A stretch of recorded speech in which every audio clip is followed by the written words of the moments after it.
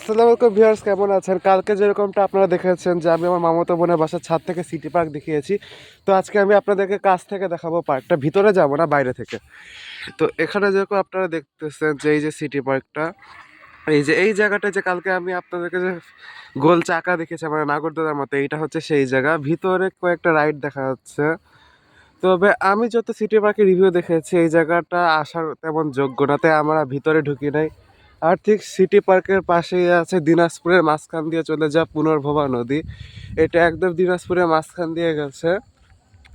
আর যেহেতু আমার হচ্ছে মামাতো বোনের বাসা ঠিক এই নদীর কাছেই, তা আমার মামাতো বোনের বাসার কাছে প্রায় কুয়াশা চলে যায় নদী থেকে। তো নদীটা আপনাদেরকে এখন একটু ভালো করে দেখে, এখানে গাছপালার জন্য দেখা যাচ্ছে না।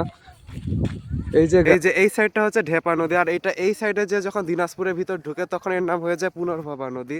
তো দেখেন গাইস, সিনারিটা কত সুন্দর লাগতেছে নদীটার। তো আজকের ব্লগ এখানেই, পরে আবার দেখা হবে, বাই বাই।